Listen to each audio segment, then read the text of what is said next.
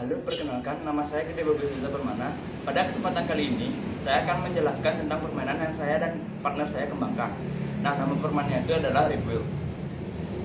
Kenapa kami menciptakan permainan ini? Karena ada banyak hal yang melatar belakangi kami menciptakan permainan ini. Yang pertama, seperti kami merasa bahwa kami saat bermain Unus Taku cenderung begitu-begitu saja, membangun, lalu kemudian merubuhkan satu persatu, kemudian selesai. Nah, yang kedua, kami juga ingin memperbanyak variasi permainan kami dengan menambahkan sebuah permainan baru. Yang ketiga, mempererat pertemanan kami dengan teman, mengisi waktu luang kami saat berkumpul dengan teman tanpa bermain permainan dari HP. Kami menciptakan permainan ini dengan target pasar, yaitu anak yang berusia dari umur 10 tahun hingga 16 tahun yang kemudian dilanjutkan dengan remaja dari usia 17 tahun hingga dewasa. Nah, apa sih fungsi dari permainan ini? Fungsi dari permainan ini adalah yang pertama, untuk melatih cara kita berpikir, yang kedua mengisi waktu luang, kemudian menambah ilmu kita terhadap pengetahuan umum, melatih cara kita berpikir melalui permainan tebak-tebakan. Nah, permainan yang kami kembangkan ini merupakan permainan yang termasuk dalam jenis permainan konstruksi atau balok seperti Unus Taku dan Jenga. Cuma permainan yang kami bikin ini ditambahkan dengan sedikit unsur kartunya dan unsur puzzle berupa pertanyaan-pertanyaan. Nah, apa saja sih yang diperlukan dalam permainan ini? Yang pertama, kita akan memerlukan 50 buah balok. Yang kedua, kita memerlukan satu pak kartu.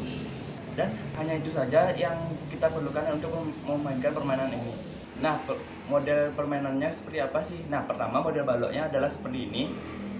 Desain balok itu simpel saja. Jadi seperti permainan Jenga yang balok itu berwarna coklat keabu-abuan.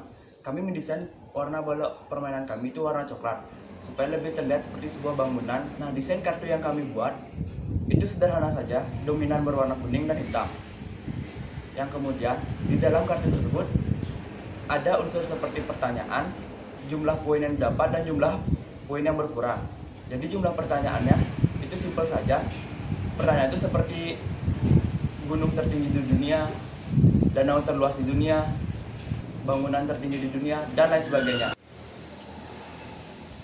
Nah, bagaimana sih cara kita memainkan permainannya ini? Nah, yang pertama, permainannya ini terdiri atas 2 orang atau lebih. Kemudian, 2 orang ini akan membentuk sebuah kelompok. Yang pertama, kelompok itu adalah kelompok membangun atau yang kita sebut builder. Yang kemudian ada kelompok lawannya, yaitu tim penghancur atau destroyer.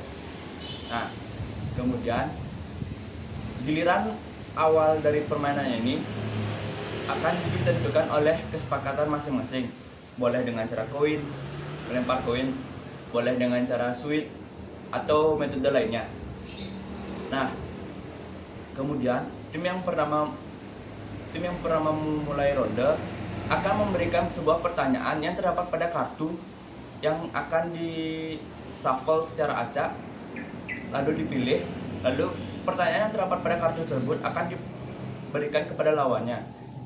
Nah, sebagai contoh, jika yang memainkan ronde pertama adalah tim destroyer, jadi tim destroyer akan memberikan pertanyaan kepada tim builder untuk dijawab. Yang kemudian jika tim builder tidak bisa menjawab, maka bangunan tersebut akan dihancurkan sejumlah poin yang terdapat pada kartu pertanyaan tersebut. Nah, untuk pertama kali memulai permainan, jadi kita sarankan untuk menyiapkan 9 balok terlebih dahulu sebagai permulaan. Kan tadi di awal saya singgung jumlah balok yang kita perlukan ada 50. Jadi kami akan memberikan dalam paket kemasan yang kami jual itu balok sejumlah 50 buah. Jadi kami sarankan untuk memainkannya dalam jumlah balok yang 35 sampai 40 karena untuk mencegah lamanya waktu bermain. Nah, kemudian dalam paket kartu kami menyediakan ada 4 jenis pertanyaan, yaitu pertanyaan pengetahuan umum, pertanyaan seputar otomotif, pertanyaan teka-teki, ada yang juga bergenre sejarah. Nanti di kartu tersebut terdapat jumlah poin yang berbeda. Poin yang berwarna merah itu artinya poin yang akan digunakan oleh destroyer untuk menghancurkan bangunan. Poin yang berwarna hijau adalah poin yang digunakan untuk tim builder membangun sebuah bangunan. Rentang poin yang akan ada yaitu antara 2 sampai 5 untuk poin yang berwarna hijau, lalu 1 sampai 6 untuk poin yang berwarna merah. Kenapa kami memberikan poin yang tidak sama jumlahnya? Karena untuk mengurangi terjadinya permainan yang kurang progresif.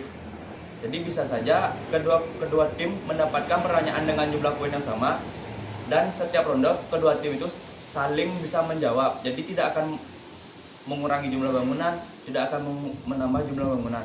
Jadi itu akan membuat lama permainan semakin lama. Dalam paket kartu juga tersedia 4 buah kartu spesial seperti joker dalam kartu remi. Kartu ini memberikan kebebasan untuk salah satu tim memberikan pertanyaan ke lawannya.